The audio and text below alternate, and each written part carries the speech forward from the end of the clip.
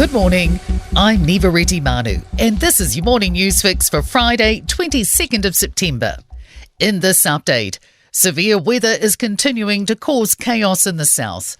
A region-wide state of emergency has been declared for Southland, which has been slammed with torrential rain and strong winds. Flooding has threatened multiple properties. Gore St. Peter's College is underwater. Dunedin correspondent Callum Proctor told Francesca Rudkin other areas in the south have been impacted. In Queenstown, fire and emergency say several slips there have caused residents to self-evacuate. The weather's also closed a number of state highways, including our link to the west coast. That's State Highway 6. And a water treatment plant has been inundated at Tuatapere, and the community is now on notice to boil and conserve water. Emergency hubs are operating at the Croydon Lodge in Gore, the Matoda Community Centre and Ototo Sports Centre. Met Services issued a heavy rain warning for parts of Tasman and Westland and the Canterbury and Otago Lakes headwaters. A heavy snow warning is also in place for Canterbury and the Mackenzie Country. Firefighters continue to battle the blaze near Twizel. Fire crews have largely confined the blaze at Pukaki Downs, but it's still burning. A blaze in the same location ripped through the area for 12 days in August 2020. Incident controller Stephen Butler says there's a lot more fuel on the ground for the fire this time. The 2020 fire, the trees that were burnt have been chopped down and whatnot, and windrowed. So you can imagine these big piles of wood. So obviously it gets deep-seated and takes a lot of putting out. Work is underway to clear a Canterbury farm of its cattle following the discovery of Mycoplasma bovis. Testing confirms it's the original strain detected in 2017. Federated Farmers President Wayne Langford says while it's a blow for farmers, more infected properties were expected during spring testing.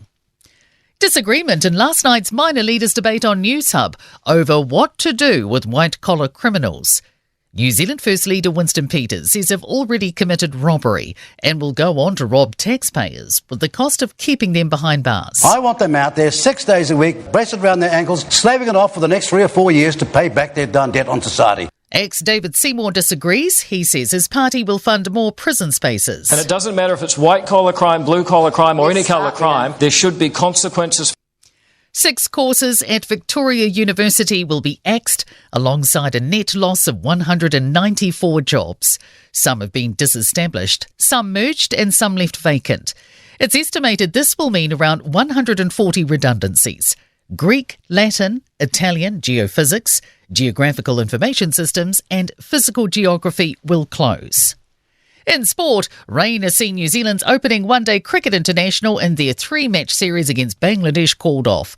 The Black Caps made 136 for 5 in 33.4 overs after being sent in to bat before play was brought to a halt.